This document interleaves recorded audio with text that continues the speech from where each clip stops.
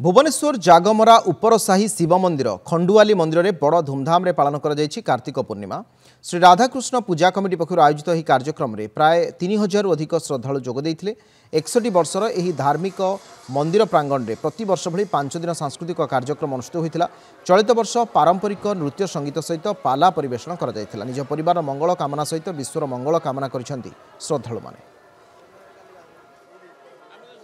हुए प्रतिवर्ष ये आज को 61 वर्ष है आम ये यज्ञ हो आसटा आम बर्तमान आम जो युवगोष्ठी दायित्व नहीं पीढ़ी पर पीढ़ी पीढ़ी पर पीढ़ी ये दायित्व एमती आम बापा दादा तापर आम जेज जेज समाजकंद लोक मैंने से सब दायित्व नौले एवं आम मैंने दायित्व नौ तेणु यहाँ गोटे बहुत बड़ा आकार आम प्रतिवर्ष यहाँ को पालन करा जाए। आमर पवित्र कार्तिक मासर पंचुक उत्सव रे आमर ये यज्ञटी चले 5 दिन धरी चले एवं प्रतिदिन आमर हजार हजार लोकों खाद्य प्रसादर प्रसाद सेवन व्यवस्था करा जाए। बहु मात्रा रे महिला माने जोग देई 200 रु ऊर्ध्व कलशधारी एथरक कलश यात्रा रे सामिल होती एवं खुशीर कथा से समस्त सहयोग साहाय्य आम ये सब कार्यक्रम को बहु उन्नत धरण करूँ एवं आख आम ग्राम्य कमिटी राधाकृष्ण ग्राम्य कमिटी ता सहित आखपाखर आमर समस्त भाई भौणी की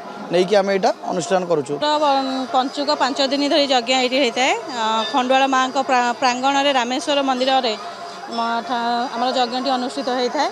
समस्त बाहर गाँ आखपाख लोक भी निमंत्रण करा जाए से आसती यज्ञ पुनादि दियंती प्रसाद सेवन व्यवस्था रहता है।